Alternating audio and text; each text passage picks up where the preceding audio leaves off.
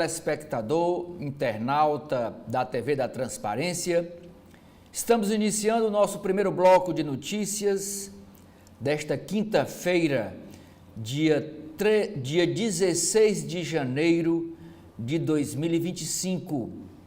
E a manchete da Folha de São Paulo de hoje é o assunto econômico nas páginas dos principais jornais do país. Governo cede à pressão e revoga norma sobre fiscalização do Pix. O governo Lula anunciou a revogação de norma que amplia a fiscalização sobre transações de pessoas físicas pelo Pix, que somarem ao menos R$ 5.000 por mês.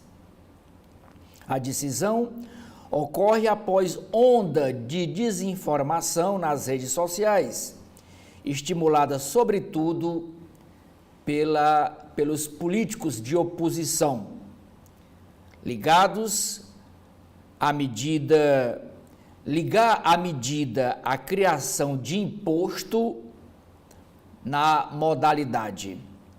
A resposta da gestão petista inclui medida provisória para reforçar que não haverá taxa no pagamento instantâneo e que o sigilo bancário está mantido. Abre aspas, para citar uma frase do ministro da Fazenda, Fernando Haddad. Ele disse: o estrago causado está feito por esses inescrupulosos, inclusive senador e deputado, agindo contra o Estado. Fecha aspas, disse o ministro Fernando Haddad. A condução da crise irritou o presidente Lula, segundo o relato de aliados. A avaliação é de que houve uma sucessão de erros e o governo foi derrotado pela oposição política. A contragosto, o petista aceitou o recuo para estancar o clima de desconfiança na população e o risco de fuga de dinheiro do sistema financeiro. O governo afirmou também que acionou a Polícia Federal e vai buscar responsabilizar criminalmente as fontes de desinformação sobre o Pix. Sobre o assunto, Ranier Bragon escreve: Lula acumula problemas nos primeiros 15 dias de 2025. No caderno de turismo, a Folha de São Paulo traz hoje uma matéria sobre uma ilha no Iêmen que abriga cenários de ficção científica. E a foto é a Árvore do Dragão em Socotra, na cidade de Socotra, no Iêmen. A foto de destaque da Folha de São Paulo é para um assunto internacional que também é matéria do dia nos principais jornais do país. Não só do país, do mundo. É porque ontem à noite Israel e o grupo xiita Hamas acertam cessar-fogo na guerra e troca de reféns. E a legenda dessas duas fotos, a primeira, manifestantes em protesto em Tel Aviv, em Israel, pela libertação dos reféns. E na segunda foto, com esta mulher de braços levantados, são palestinos comemorando o acordo de cessar-fogo na faixa de Gaza.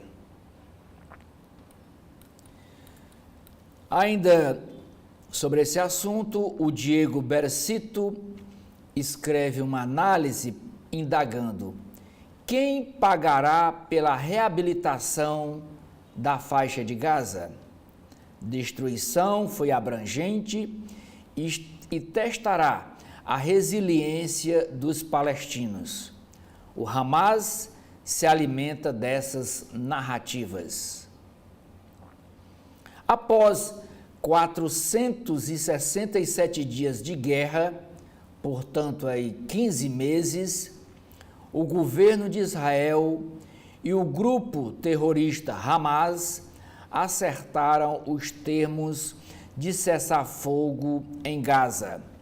Inicialmente, durará 6 semanas, quer dizer, um pouco mais de um mês, abrindo caminho para o fim do mais longevo conflito entre o Estado judeu e seus vizinhos. O acordo deve entrar em vigor no domingo, quando haverá essa troca de reféns e prisioneiros. Mas o Gabinete de Segurança israelense precisa aprovar os termos do acordo. Deve haver resistência da ultradireita israelense, que critica o primeiro-ministro Benjamin Netanyahu. No ataque de 2023, o Hamas matou 1.170 pessoas e levou 251 reféns. A reação de Tel Aviv, a reação de Israel, deixou 46.707 mortos, isso nas contas dos árabes. Ainda é chamada de capa da Folha de São Paulo uma matéria dizendo que as companhias aéreas Azul e Gol selam acordo de fusão para criar uma empresa gigante no setor aéreo brasileiro. A Azul e a Gol assinaram ontem o memorando de entendimento para dar início à sua fusão e a depender de aval do CAD e da ANAC e da conclusão da recuperação judicial da Gol nos Estados Unidos. A Gol anda pedindo empréstimo internacional para manter saúde financeira. A operação conjunta é esperada para o próximo ano de 2026. Somadas, as companhias aéreas têm mais de 60% de participação em passageiros. Contas públicas no Brasil têm déficit de 66,8 bilhões de reais, esse número até o mês de novembro do ano passado.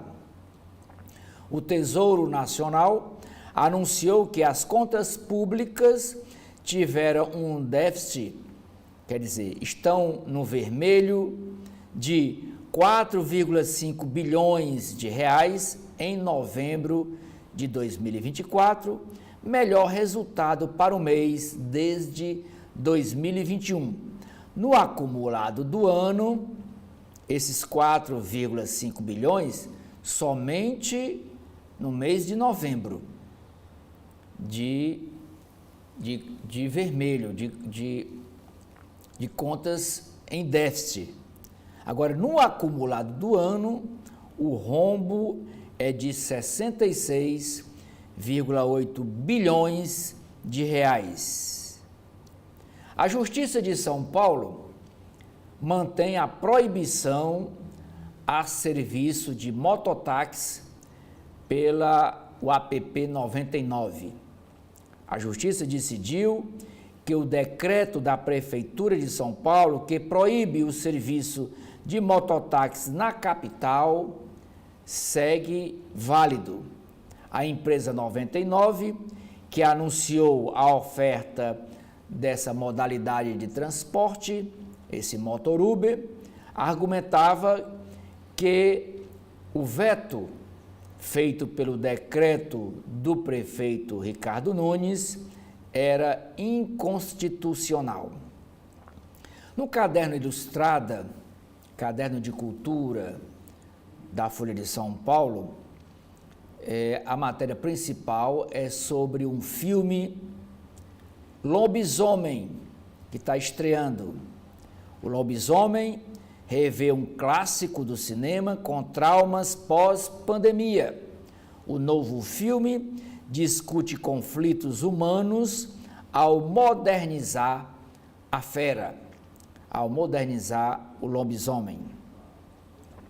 O Procurador-Geral da República, Paulo Gonet, recomenda que o ministro Alexandre de Moraes, do STF, negue a Bolsonaro o passaporte para ele viajar aos Estados Unidos e participar da posse de Donald Trump no próximo dia 20 de janeiro na Casa Branca.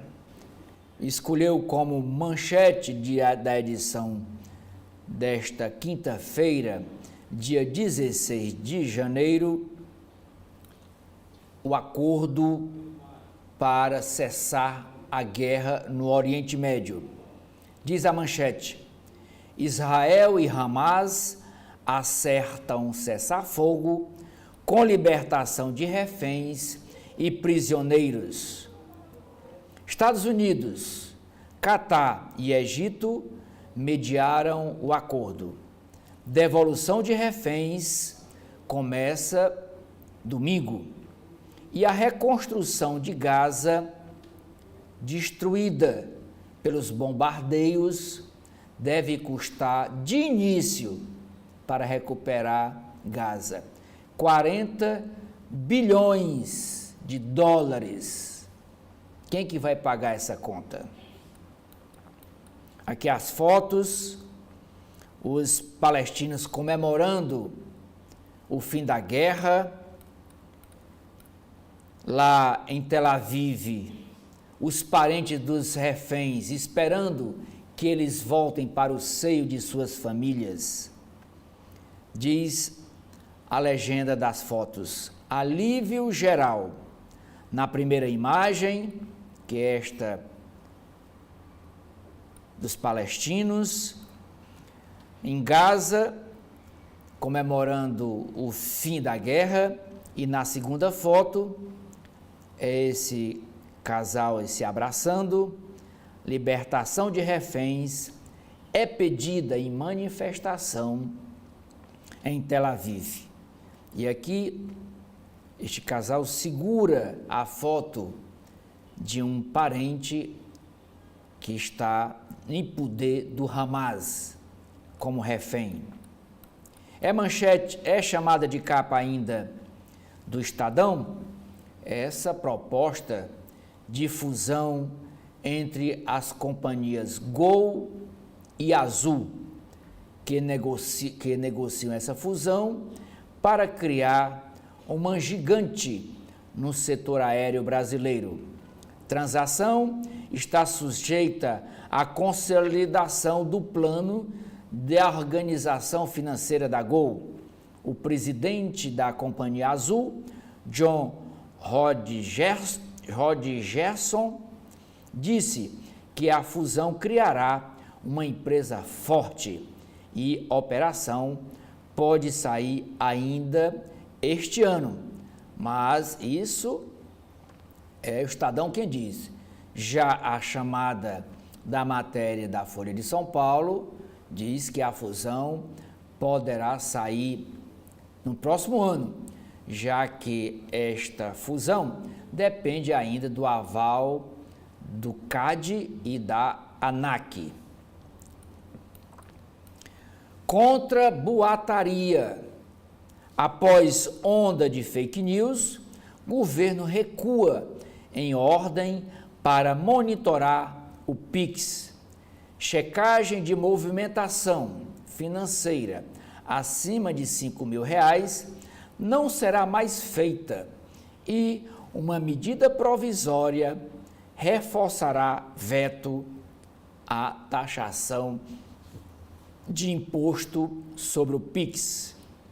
Ainda no caderno Economia e Negócios, o Estadão traz uma matéria dizendo que, a pedido da Advocacia Geral da União, a Polícia Federal vai apurar origem das informações falsas que se alastraram nas redes sociais e o governo não teve estratégia de combater essas fake news. Combate à criminalidade. O ministro da Justiça, Lewandowski, modifica uma proposta de emenda constitucional, uma PEC, é a PEC da segurança, e o texto deve ir ao Congresso Nacional no próximo mês. Após queixas de governadores, o novo texto reforça a autonomia dos estados no combate ao crime organizado. Polícia Federal e a Polícia Rodoviária Federal vão mudar.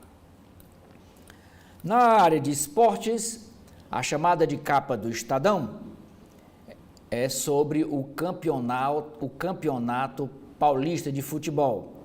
Em busca do Tetra, o time do Palmeiras vence na estreia.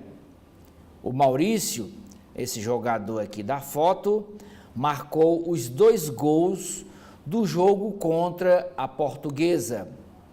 Em torneio nos Estados Unidos, o São Paulo e Cruzeiro empataram.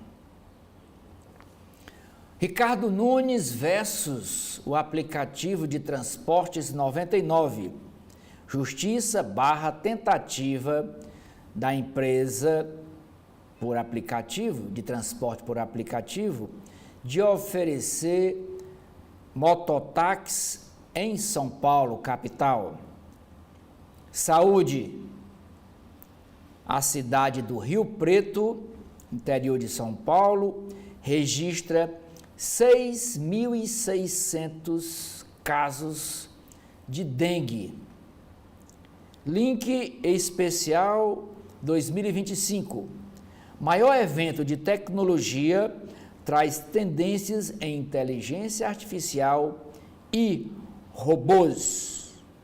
O Estadão, mais uma vez, hoje traz mais uma vez uma matéria mostrando os privilégios dos servidores do Poder Judiciário Nacional. E hoje o foco é para o estado de Minas Gerais. No Tribunal de Justiça de Minas Gerais, 97% dos salários dos magistrados extrapolam o teto salarial de R$ 44 mil mensais. 97% dos salários dos magistrados. Em 2024, diz a chamada de capa do Estadão. Em 2024, 32 juízes lá de Minas Gerais receberam valores superiores a R$ 300 mil líquidos. O maior caso dentre eles foi de um juiz que ganhou R$ 495.300 no mês de junho do ano passado. Tudo isso, dinheiro de penduricalhos, como o Estadão e a Folha de São Paulo chamam, que os juízes, o Poder Judiciário, por meio do Conselho Nacional de Justiça, não chama de salário, chama de outros nomes, para poder driblar a Constituição e o magistrado receber mais do que os R$ 44 mil mensais, que é o teto salarial do servidor público federal brasileiro. O jornal o Globo, desta quinta-feira, no alto da capa, traz como destaque uma matéria na área de cultura, e é com o cantor Luiz Melodia. O artista é tema de documentário que chega aos cinemas e de novos projetos a partir de poemas, gravações e rascunhos de letras que deixou. Também é destaque no alto da capa do jornal Globo é o cessar-fogo lá no Oriente Médio. Após 467 dias, alívio e sinal de esperança na dor da guerra. Mediados pelos Estados Unidos, pelo Egito e Catar, o Hamas e Israel selam acordo para cessar fogo e libertação de reféns e presos, com saída das tropas israelenses da área de Gaza. E o anúncio desse cessar-fogo na noite de ontem gerou uma comoção, uma comemoração tanto do lado palestino como do lado de Israel. Diz assim a legenda destas duas fotos: celebração imediata. A notícia do acordo pelo cessar-fogo foi festejada nas ruas de Khan Yunis, principal cidade do sul, na faixa de Gaza, e em Israel também houve comoção entre os parentes de reféns que há 15 meses pressionam o governo de Israel pelo cessar-fogo. E o governo de Israel é representado pelo primeiro-ministro, o Benjamin Netanyahu.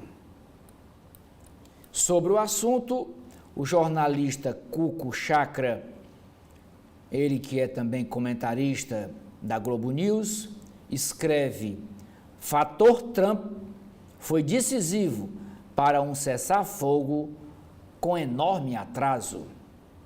Outra matéria sobre o mesmo assunto: xadrez político no Oriente Médio teve influência nessa assinatura desse acordo. Mas a manchete, a matéria principal da edição de hoje do Globo, escolhida pelos seus editores, é sobre o desgaste e o recuo do governo federal nessa questão do PIX. Diz a manchete: governo desiste de aumentar a fiscalização da Receita Federal sobre o PIX. Diante da onda de repercussão negativa que tomou as redes sociais nos últimos dias, o governo decidiu revogar a norma da Receita Federal que exigia das fintechs e dos aplicativos de pagamento o repasse de informações sobre movimentações de pessoas físicas que somassem mais de R$5 mil no mês, como já acontece com as agências bancárias.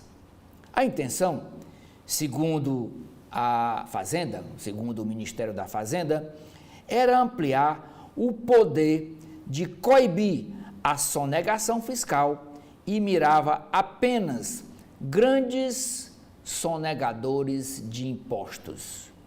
Primeiro, publicações com a informação falsa de que as transações por PIX seriam taxadas por impostos trouxeram desgastes ao governo. Mas a má repercussão também se alimentou da preocupação de trabalhadores informais de caírem na malha fina da Receita Federal. Além das fake news, o governo atribuiu o recuo decidido pelo presidente Lula a golpes em que comerciantes estariam aproveitando a crise, a desinformação, para cobrar um valor extra em pagamentos por Pix. O ministro Fernando Haddad, o ministro da Fazenda, anunciou que será editada uma medida provisória pelo governo para garantir que transações via Pix não possam ser sobretaxadas. Outra matéria sobre o assunto é dizendo que o episódio marca a vitória da oposição política nessa batalha digital.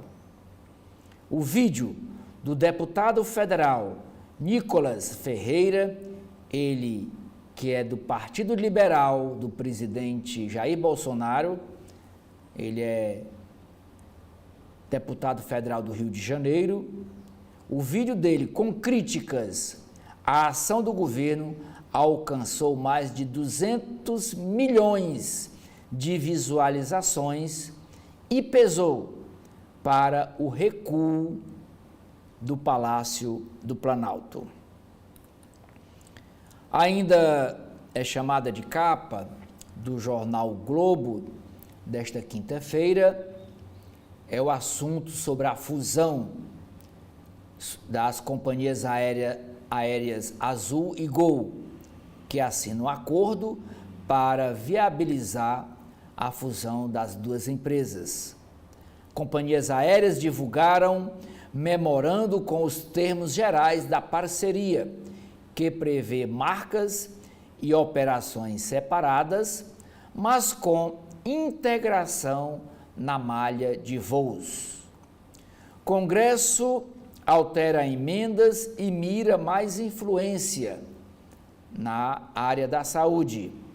Mudanças na alocação de emendas no orçamento deste ano de 2025 ampliam verbas para a pasta da saúde e para a pasta dos transportes. Lembrando que ainda são só sugestões de emendas, porque o Congresso não aprovou no ano passado o orçamento do governo federal para este ano de 2025. Ministério da Fazenda vê perdas com a renegociação da dívida dos estados. Renegociação essa aprovada pelo Congresso Nacional ano passado, sob o patrocínio do presidente do Senado, Rodrigo Pacheco, ele que é senador por Minas Gerais e pretende ser candidato ao governo de Minas em 2026, diz o texto dessa chamada. União Federal estima deixar de arrecadar até 20 bilhões de reais por ano e governadores se queixam de vetos do presidente Lula do projeto aprovado. Na área de futebol, o jornal o Globo traz hoje, naquela série de matérias mostrando os gabinetes das autoridades, gabinetes do poder. A primeira matéria que o jornal o Globo trouxe sobre essa série, vocês se lembram que foi mostrando o gabinete do ministro do STF, Gilmar Mendes, mostrando as fotos, as camisas de jogadores colocadas em quadro, mostrando o interior do gabinete do ministro lá no Supremo Tribunal Federal. E na matéria de hoje, Gabinetes do Poder, mostrando, dizendo que o ministro Padilha, no concorrido gabinete do ministro Alexandre Padilha, próximo a Lula, espalham-se peças corintianas e também de santos. Futebol e religião na articulação política do ministro Alexandre Padilha. Outra chamada de capa do jornal Globo é na área de segurança pública. O ministro Ricardo Lewandowski reforça a autonomia das polícias militares dos estados em novo texto de proposta de emenda constitucional que será enviada para o Congresso Nacional a partir de fevereiro. 3 mortos e 13 presos em operação na favela do Alemão contra caixinha do CV. CV é Comando Vermelho, é uma organização criminosa que o maior trabalho é vender droga. A maior arrecadação do grupo é vender droga. A ação para desarticular o núcleo financeiro da facção resultou ainda em 42 veículos recuperados, veículos roubados, lá dentro da favela do Alemão. E também foram apreendidos 8 fuzis. Na área de futebol, Botafogo, time de futebol, busca saídas para reagir ao desmanche do time campeão.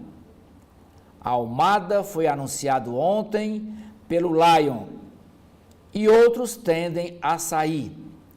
Perfil de reposição será de jovens jogadores. E esse desmanche do Botafogo, time campeão do ano passado, começou com a saída do técnico. Ordem urbana versus boemia. Outra matéria, é uma série de matérias que o jornal Globo vem fazendo sobre a falta de educação do carioca. Em todas as áreas, no trânsito, agora aqui na área de barulho, som alto, a falta de educação do carioca. Matérias que vêm sendo feitas pelo jornal Globo e publicando durante as suas edições. E esta matéria de hoje, daqui a foto, é a ocupação das calçadas. Olha como é que o transeunte passa nessa calçada, toda tomada por cadeiras e pessoas bebendo neste bar. Diz assim a legenda desta foto: Ordem urbana versus boemia. Com reclamações em alta sobre barulho à noite afora e mesas nas calçadas, Prefeitura do Rio de Janeiro faz ofensiva contra bares badalados da noite carioca. Agora vamos para Brasília, capital da República, e o Correio Brasiliense traz como manchete essa crise gerada na área financeira por causa do Pix. Sob críticas e após fake news, fiscalização do Pix é revogada. A Receita Federal suspendeu uma resolução para monitorar as operações via Pix por meio de bancos digitais, fintechs e instituições de pagamento como as chamadas maquininhas, as maquininhas de cartão de crédito, mas que acabou provocando dúvidas e foi alvo de uma onda de notícias falsas sobre uma possível taxação de imposto. A pouca clareza nas regras facilitou a propagação de boatos sobre a taxação, o que causou insegurança nos contribuintes e ataques da oposição política ao governo federal. O fim do envio ao fisco de informações sobre as transações acima de R$ 5.000 por mês para pessoas físicas e R$ 15.000 por mês para pessoas jurídicas, quer dizer, para empresas, foi anunciado pela equipe econômica ontem. O governo decidiu também editar uma medida provisória para reafirmar a isenção de impostos do PIX e pediu à Polícia Federal que apure postagens criminosas nas redes sociais sobre o tema. Ainda sobre o assunto, o Correio Brasiliense traz uma matéria sobre uma entrevista que o ex-secretário da Receita Federal, Everardo Maciel, deu ao podcast CB Poder, que é do mesmo grupo do Correio Brasiliense. Alerta sobre a reforma tributária. Ex-secretário da Receita Federal, Everardo Maciel, afirmou ontem no programa CB Poder que a proposta aprovada, que será sancionada hoje pelo presidente Lula, deve aumentar o número de ações judiciais no país junto aos tribunais superiores, seja o Supremo Tribunal Federal ou o STJ, Superior Tribunal de Justiça. É destaque também na capa do Correio Brasiliense a trégua em Gaza após 15 meses de guerra. Israel e Hamas anunciam cessar-fogo que começará no domingo próximo. Primeira etapa do acordo prevê libertação de 33 reféns. O plano contempla soltura de palestinos e retirada militar de Israel do território de Gaza. Trump, presidente eleito dos Estados Unidos, e Joe Biden, atual presidente, em fim de mandato, buscam ganhos políticos por essa mediação. Parentes de sequestrados postaram em Tel Aviv, como está aqui na foto, e também em Jerusalém, manifestação comemorando o fim da guerra, ou então, pelo menos, esse cessar-fogo. E esse cessar-fogo inicialmente está previsto para 6 semanas. Manifestação, como vocês veem na foto, pela soltura dos parentes que estão sob o comando do Hamas, parentes estes nessas fotos afixadas, nessas plaquetas seguradas pelos parentes desses reféns. Na área cultural, o Correio Brasiliense traz uma chamada de capa sobre cinema. O filme Ainda Estou Aqui vai ao BAFTA. Produção de Walter Salles com a atriz Fernanda Torres e o ator Selton Mello concorre ao prêmio de melhor filme internacional na primeira premiação do cinema britânico, concorrendo. Como melhor atriz, a Fernanda Torres não entrou como indicação. Uma vila bem perto do poder. Os encantos da vila. Conheça os encantos da Vila Planalto, conhecida pela gastronomia e Cultura. No caderno Direito e Justiça,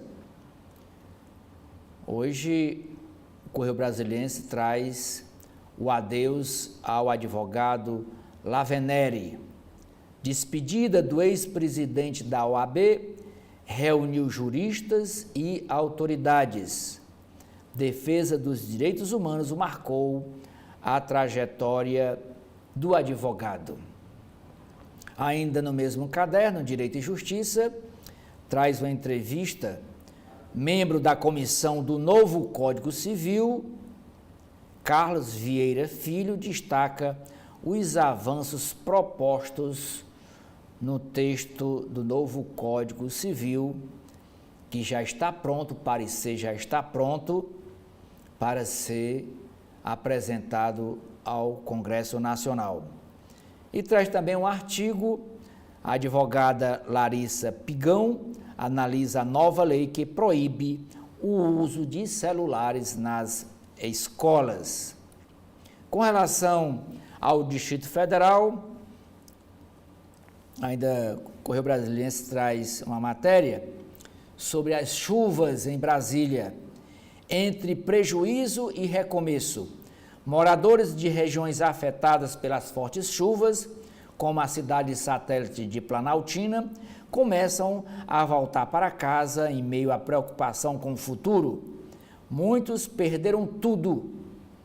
O governo do Distrito Federal monta ações para mitigar os problemas causados pelas tempestades na capital do país.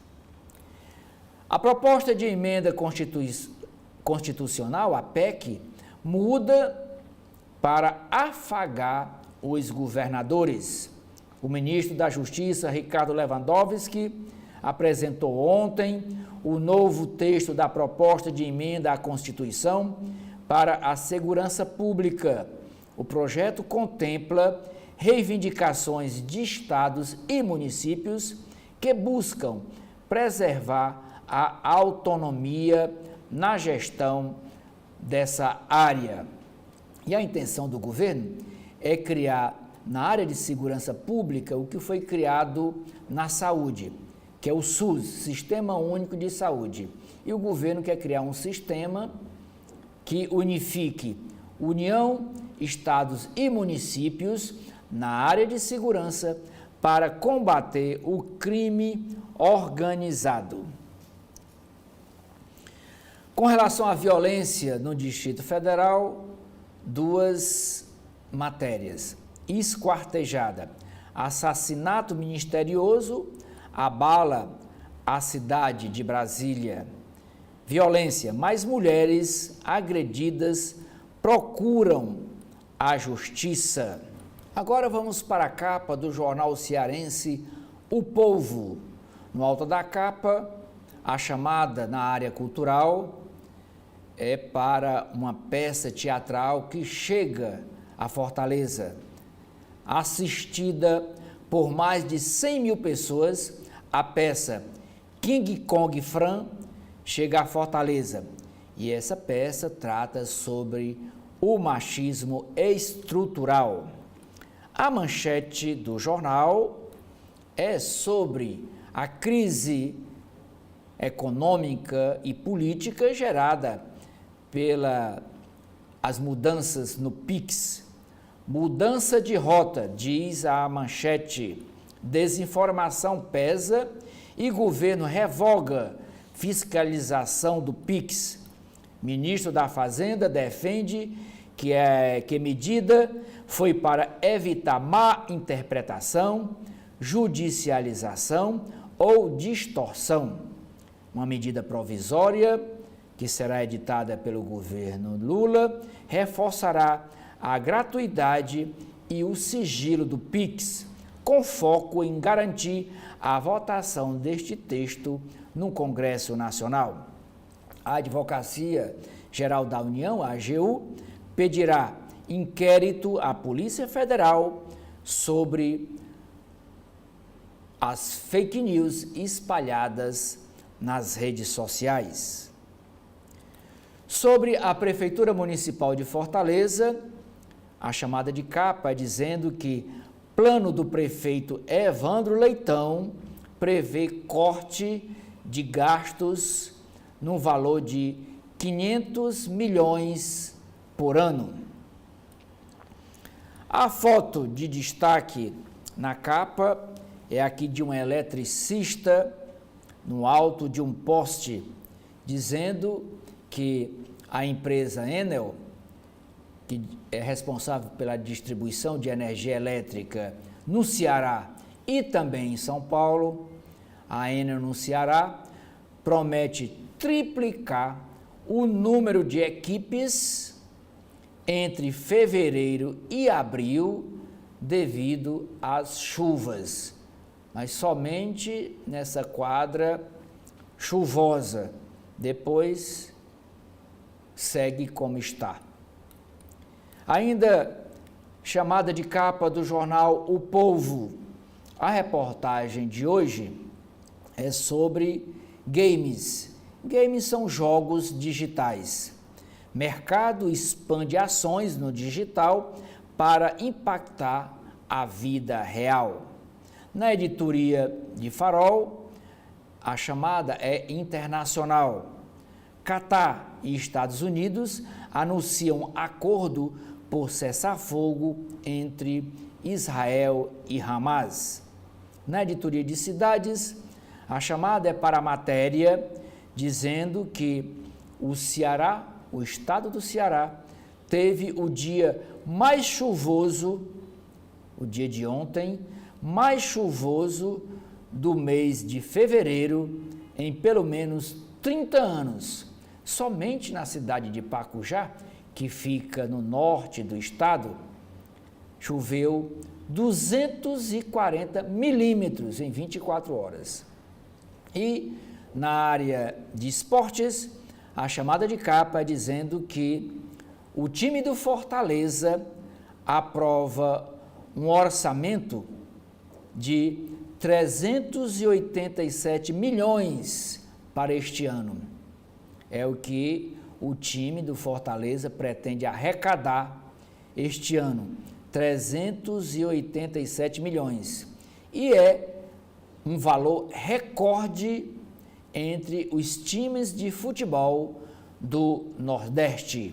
A capa de hoje, desta quinta-feira do Valor Econômico, traz como chamadas no alto da página: agronegócios. Custos de produção da carne bovina vão aumentar em 2025. Quem diz isso é Paulo Dias, diretor da empresa Ponta Agro. Na Europa, a economia da Alemanha registrou uma contração de 0,2% no ano passado, após queda de 0,3% em 2023. Portanto, 2 anos seguidos de queda. Sobre política monetária, o Banco Central terá que aceitar mais inflação para atacar o crescimento da relação dívida pública e o PIB, o Produto Interno Bruto. Quem diz isso é José Márcio Camargo. A manchete do Valor Econômico não podia ser outra, é na área da economia. Governo recua e revoga norma que fiscaliza PIX. O governo recuou e decidiu revogar a instrução normativa da Receita Federal, que ampliava a fiscalização sobre as transferências mensais superiores a R$ 5.000 realizadas por pessoas físicas e R$ 15.000 por mês realizadas por empresas, pessoas jurídicas. A instrução da Receita Federal deu origem a uma onda de fake news de que as operações via PIX passariam a ser taxadas por impostos. O ministro da Fazenda, Fernando Haddad, afirmou que o presidente Luiz Inácio Lula da Silva assinou uma medida provisória que, para garantir o caráter gratuito do PIX e igualar o sistema ao pagamento em dinheiro.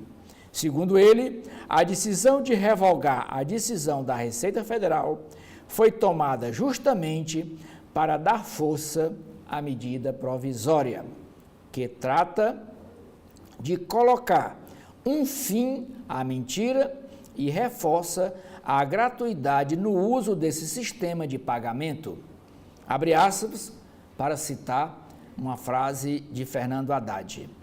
O Pix está protegido por sigilo como qualquer outro meio de pagamento, fecha aspas, disse Fernando Haddad. Como parte da contraofensiva, o advogado-geral da União, Jorge Messias, disse que determinou que a Polícia Federal seja notificada para a abertura de inquérito para identificar atores que criaram essa narrativa falsa, referindo-se às informações falsas de que o Pix seria taxado. Ontem, o presidente Lula convocou reunião com Fernando Haddad, com o Jorge Messias e com o secretário da Receita, o Robson Barreirinhas, para discutir a crise. O governo identificou uma insatisfação generalizada em diferentes setores da sociedade com o tema. Abre aspas. As pessoas distorceram um ato da Receita. Então, decidimos revogar esse ato, disse Barreirinhas. De acordo com ele, a norma da Receita virou uma arma na mão de criminosos. O ministro Fernando Haddad afirmou que o Banco Central foi ouvido a respeito do assunto, já que é o responsável pela criação do Pix. A queda na quantidade de operações do Pix entre dezembro de 2024 e até ontem, dia 15 de janeiro, foi a mais acentuada para o período desde a implantação deste meio de pagamento, que a implantação foi em 2020. Levantamento que considera o período entre os dias 1º e 14 de cada mês, mostra que o recuo ficou em 15,3%. Um ano antes, no mesmo período, foi de 11%. Fernando Haddad, rebateu a avaliação de que a baixa na movimentação com o Pix em janeiro aconteceu por causa das notícias falsas. Chamada de capa ainda do Valor Econômico é o cessar-fogo entre Israel e Hamas, e esse anúncio feito após 15 meses de guerra sangrenta. Governadores tentarão derrubar os vetos ao Propag, e o Propag é o Programa de Renegociação das Dívidas dos governadores dos estados, de alguns estados brasileiros, que no editorial do jornal O Estado de São Paulo, que logo mais nós vamos ler, chama de calote. Calote que os estados brasileiros realizam para com a União Federal. E os governadores vão tentar, no Congresso Nacional, derrubar os vetos do programa. As companhias aéreas Azul e Gol assinam acordo para a união das operações, é a fusão entre as duas empresas. Cidades usam inteligência artificial para monitorar o trânsito, e ainda é chamada de capa do Valor Econômico, uma matéria dizendo que o clima é como prioridade em 2025 e além deste ano de 2025. Nas páginas internas da Folha de São Paulo, Edson, o primeiro editorial trata do seguinte assunto: cessar fogo em Gaza é alívio, mas não garante paz. Mundo deve celebrar o fim da mortandade com o entendimento firmado entre Israel e o Hamas. São muitos os desafios de um Oriente Médio redesenhado e com Donald Trump instalado na Casa Branca. Segundo o assunto do segundo editorial do jornal Folha de São Paulo, a desigualdade nas redações do Enem. Disparidade de desempenho entre alunos da rede pública e alunos da rede particular no exame é mais um indicador que evidencia a falha crônica do Estado brasileiro em promover a ascensão social por meio da educação. Nas páginas de política da Folha de São Paulo, a primeira matéria é falando sobre o novo comando do Congresso Nacional. Deve ter deputado de 24 anos de idade e bolsonarismo raiz à margem. Partidos ideologicamente de centro e de direita dominarão maior parte dos 14 cargos das mesas diretoras da Câmara Federal e do Senado a partir do dia 1º de fevereiro, data em que está marcada a eleição para o comando das duas casas. E aqui pela matéria do jornal Folha de São Paulo, na Câmara Federal, o presidente será Hugo Mota, ele que é republicanos da Paraíba. O primeiro vice-presidente será o deputado federal Altineu Cortez, ele é do PL do Rio de Janeiro. O segundo vice-presidente será Lula da Fonte, ele é do PP de Pernambuco. O primeiro secretário, Carlos Veras, do PT de Pernambuco.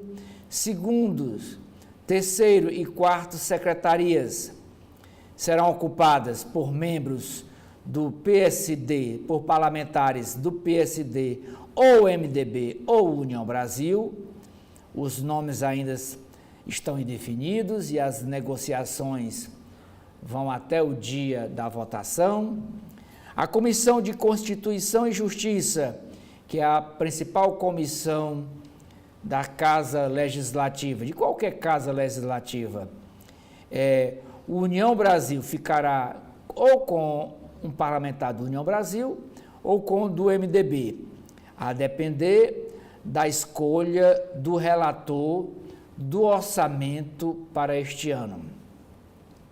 No Senado, a previsão aqui feita pela Folha de São Paulo é que a presidência ficará novamente com o senador Davi Alcolumbre, ele que é do Partido União Brasil do Amapá. O primeiro vice-presidente, a primeira vice-presidência ficará com o senador Eduardo Gomes, ele que é do PL do Partido Liberal de Tocantins. A segunda vice-presidência ficará com o senador Humberto Costa, ele que é do PT de Pernambuco. A primeira secretaria ficará com a senadora Daniela Ribeiro, ela que é do PSD da Paraíba. A segunda secretaria com o senador Confúcio Moura, ele é do MDB de Roraima.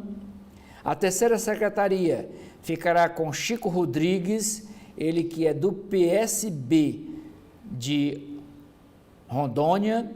A quarta secretaria ficará com o senador Laércio Oliveira, que é do PP de Sergipe, ou com o senador Doutor Irã, do PP de Roraima.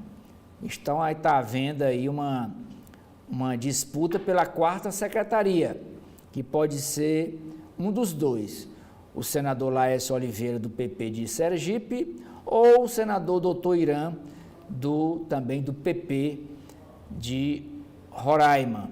Mas o certo é que ficará com o PP. E a Comissão de Constituição e Justiça, como eu disse, a comissão mais importante de uma casa parlamentar, ficará com o senador Otto Alencar, ele que é do PSD da Bahia. Agora, tem também as comissões conjuntas, né? Que é as comissões mistas, com representantes do Congresso Nacional, da Câmara Federal e do Senado. E, no conjunto, a presidência da Comissão Mista de Orçamento, o nome do Senado ainda está indefinido. A relatoria da Comissão Mista do Orçamento já está definido, vai ficar com o MDB da Câmara, mas o União Brasil também pleiteia este cargo. Aqui uma foto, que só quem trouxe foi a edição da Folha de São Paulo, uma foto do enterro, do sepultamento do pai do deputado federal Arthur Lira, o Benedito de Lira, que foi enterrado ontem. Enterro de pai de Arthur Lira, que é o atual presidente da Câmara Federal, leva Hugo Mota, deputado federal Hugo Mota, e também comparecem ao enterro ministros do governo Lula, a deputada federal Gleice Hoffmann, que é presidente nacional do Partido dos Trabalhadores. Vários políticos nacionais foram a Alagoas para o enterro de Benedito de Lira, que faleceu aos 80 anos de idade. O enterro, diz assim a legenda desta foto do enterro do pai do presidente da Câmara Federal. O enterro do político alagoano Benedito de Lira, 82 anos, pai do presidente da Câmara Federal, Arthur Lira, reuniu ontem, quarta-feira, em Maceió, capital de Alagoas, políticos de expressão nacional, incluindo os principais aliados de Arthur Lira, presidente da Câmara Federal e filho do prefeito. Atualmente ele era prefeito de Barra de São Miguel, mas ele já foi deputado federal por 3 vezes, foi senador da República e hoje era prefeito lá em Alagoas. Outra matéria na Folha de São Paulo desta quinta-feira. Câmara dos Deputados cogita ampliar número de integrantes para 531 deputados, após decisão do STF. A Suprema Corte Federal mandou redistribuir vagas de acordo com o censo realizado pelo IBGE. Parlamentares tentam manobra para estados não perderem os seus representantes. Hoje, o número atual de deputados federais são 513 deputados federais, pois a Câmara Federal quer aumentar para 531.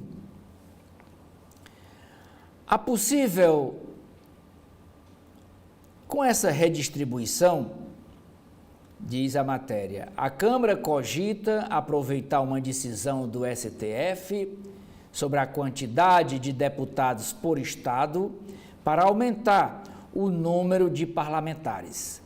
A proposta é criar até 18 novas vagas, 18 novas cadeiras. O assunto está na agenda da cúpula da casa. Favorito a ser o próximo presidente, o deputado Hugo Mota, do Republicanos da Paraíba, abordou o tema em sua campanha, pedindo votos para ser o próximo presidente da Câmara Federal. Se a medida sair do papel, serão até 531 deputados, Hoje, como eu disse, são 513.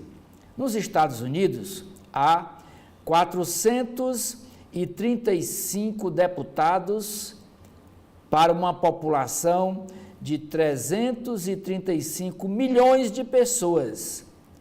Uma proporção de um deputado para cada 770 mil habitantes.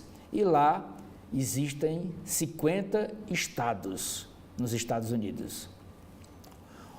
No Brasil, o Brasil tem 212 milhões de moradores.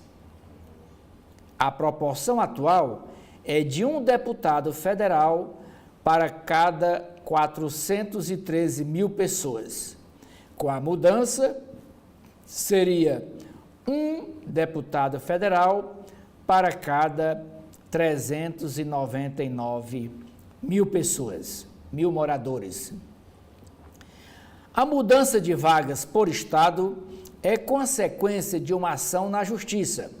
A Constituição determina que o número de deputados é proporcional à população, mínimo de 8 e máximo de 70 parlamentares por estado.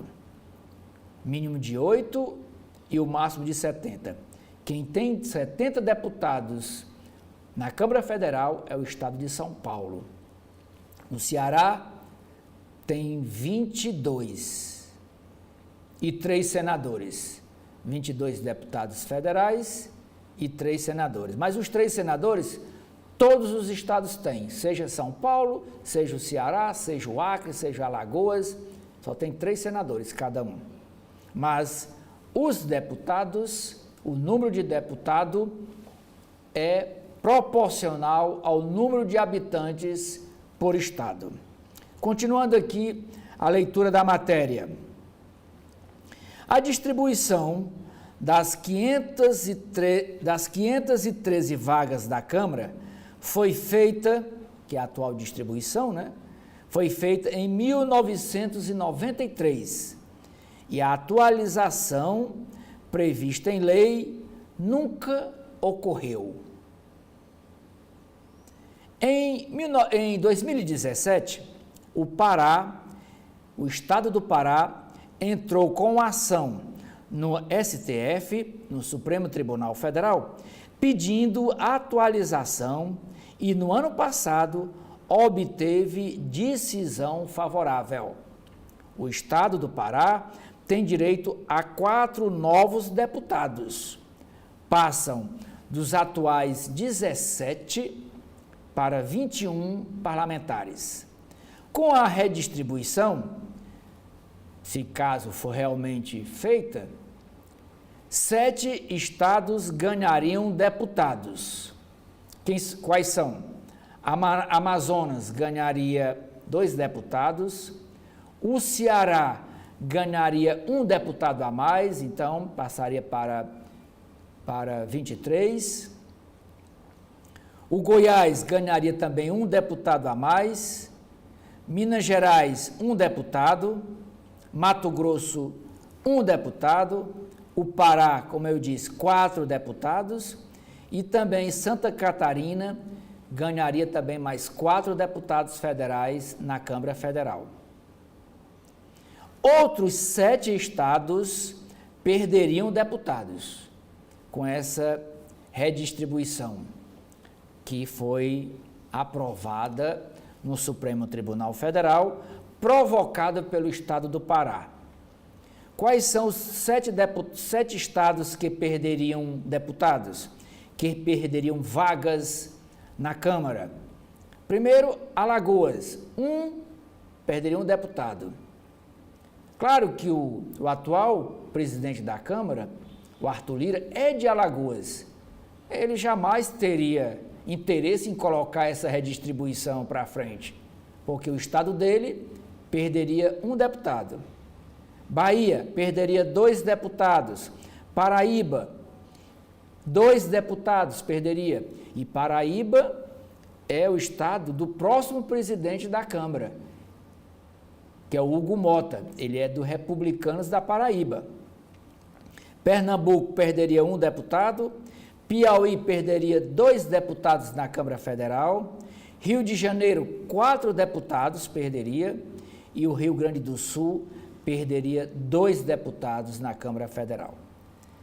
A possível criação das vagas é consequência de uma manobra encabeçada por parlamentares do Rio de Janeiro e parlamentares de parte dos estados do Nordeste.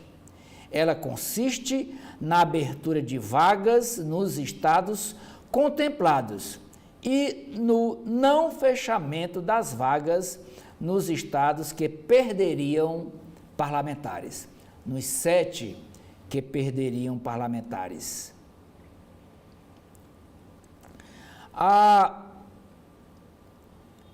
Ela consiste, essa manobra, essa manobra consiste na abertura de vagas nos estados contemplados e no não fechamento de vagas.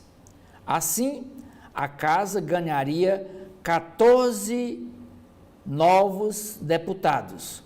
Ocorre que os estados que têm direito a ter mais parlamentares não concordaram com a matemática, pois ficariam em igualdade com os estados em que a população caiu.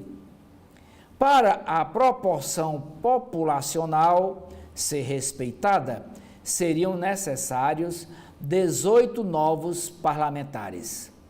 A atualização precisa ser concluída até o dia 30 de junho deste ano. O critério deve ser o último censo realizado pelo IBGE.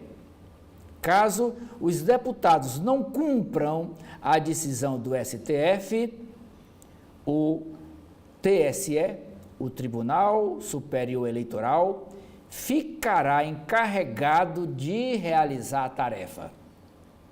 É a questão do vácuo.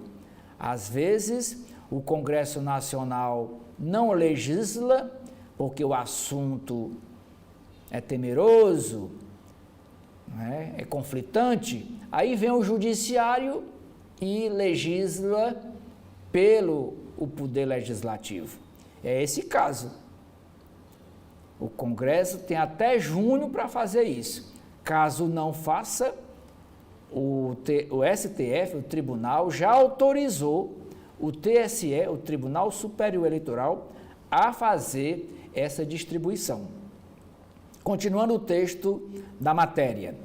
As mudanças valem para a eleição de 2026, mas há articulações para contornar a decisão judicial. Favorito para ganhar a eleição na Câmara, o deputado federal Hugo Mota, do Republicanos da Paraíba, é sensível ao tema e foi abordado com a bancada catarinense de Santa Catarina durante reunião para pedir votos para ele ser eleito presidente da casa. Procurado pela Folha de São Paulo, ele não se manifestou. Como diz, deu silêncio como resposta. A proposta de criar vagas recebeu críticas. A deputada Júlia Zanata, do PL de Santa Catarina, disse que o povo não aceitaria mais deputados. E Santa Catarina ganharia aí 4 novos deputados, caso essa redistribuição seja feita. A deputada, o deputado Rafael, essa quem falou foi a deputada Júlia Zanata, do PL de Santa Catarina. Já o deputado Rafael Pezente, do MDB, também de Santa Catarina, tem um projeto de atualização do número de vagas por estado e também é contra essa proposta referendada pelo Supremo. Deputados de estados que perderiam parlamentares também são contra. O deputado federal Cabo Gilberto, do PL da Paraíba, disse que, se for para mudar o número, que sejam para cortes, que sejam para diminuir o número de deputados, que hoje são 513. E eles querem aumentar para 531. Deputados que cogitam a criação de vagas alegam que não haverá custos, aumento de despesa, né? E dizem que o orçamento do Legislativo tem dinheiro de sobra todos os anos, e que dá para pagar e que dá para custear a criação de mais 18 gabinetes na Câmara Federal.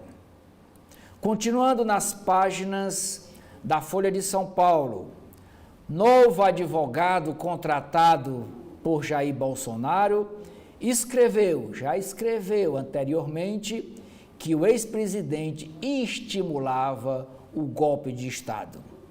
Após ter assinado manifesto contra o seu atual cliente, o advogado Celso Vilardi afirma que as falas dele sobre temas políticos e judiciais não se confundem com a atuação profissional dele. Quer dizer, esqueçam o que eu disse. Procuradoria-Geral da República afirma ser contra a viagem do ex-presidente Bolsonaro para a posse de Donald Trump nos Estados Unidos. O ministro Rui Costa amplia poder de diretor da ABIN, da Agência Brasileira de Inteligência, para punir agentes após investigações. Luiz Fernando Correa poderá suspender servidores por até 90 dias após conclusão de processo interno que foi instaurado. E esse processo interno instaurado é para apurar os responsáveis pela criação da ABIN paralela no governo anterior de Jair Bolsonaro.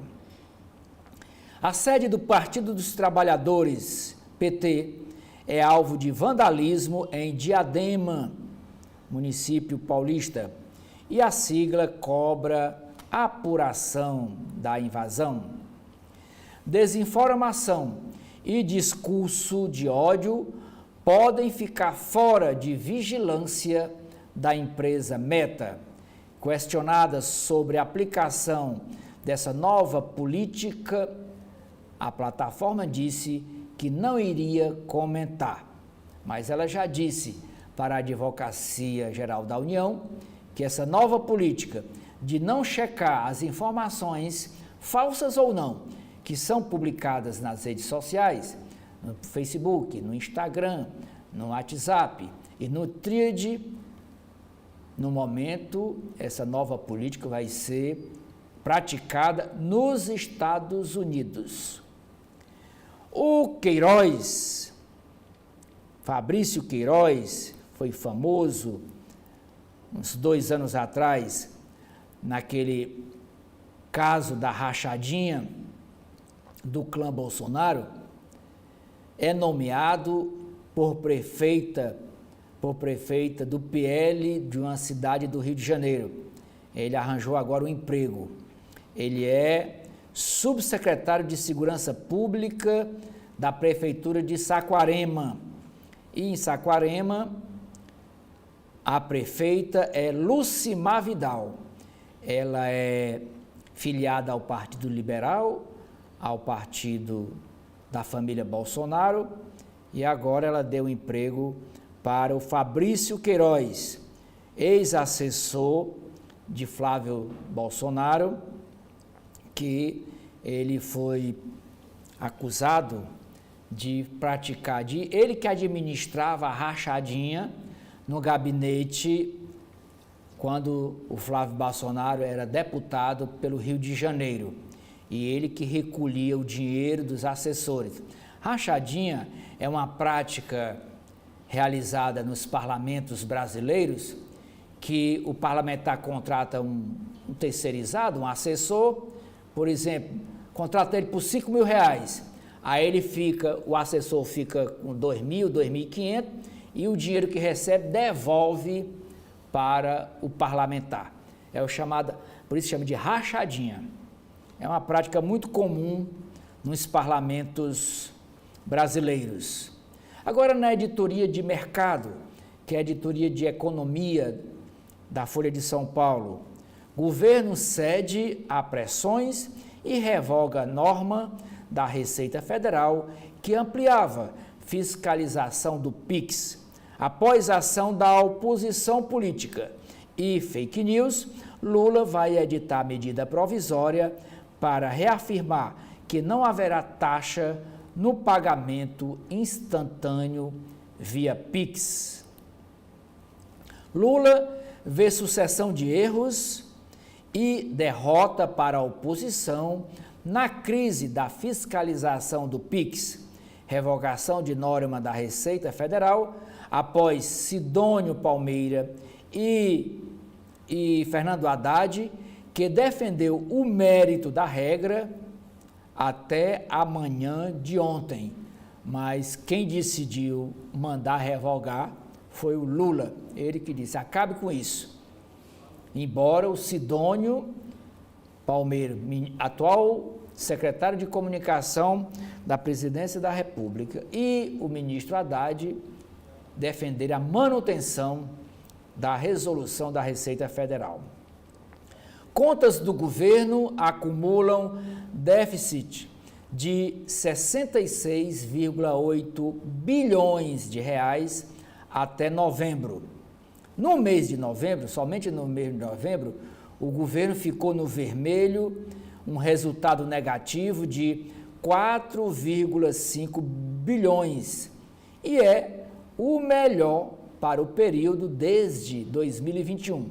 No acumulado do ano, o caixa do governo está no vermelho em 66,8 bilhões de reais.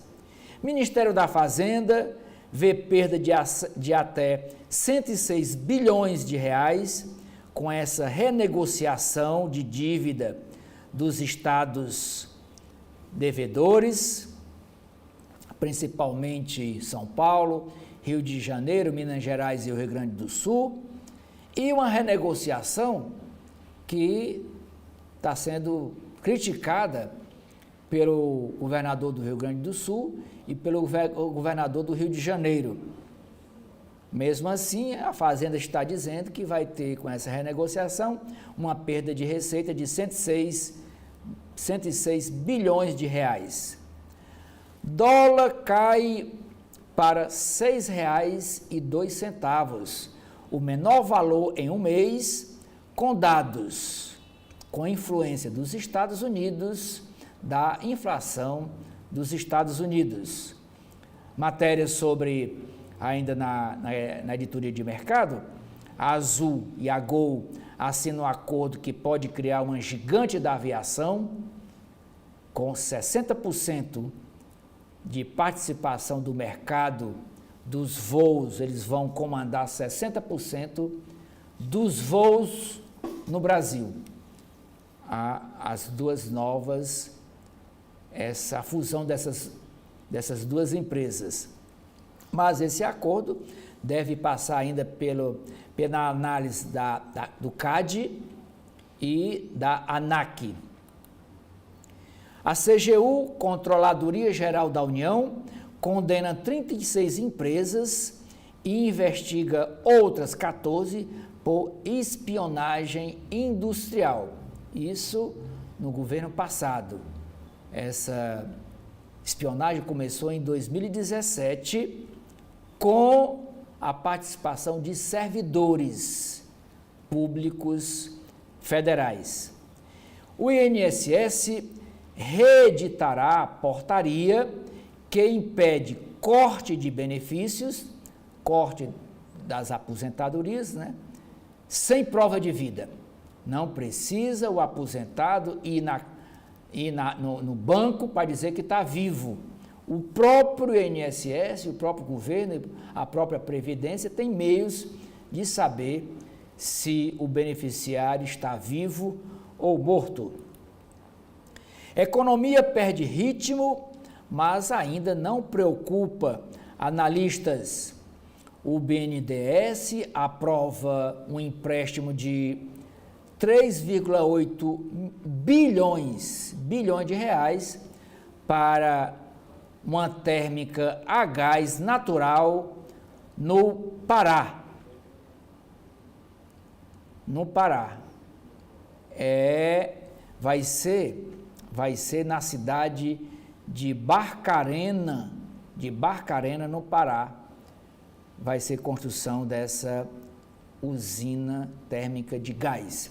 Com esta informação, nas páginas internas da Folha de São Paulo, eu encerro aqui o nosso primeiro bloco de notícias desta quinta-feira, agradecendo a sua audiência e convidando você a continuar com a programação da TV da Transparência.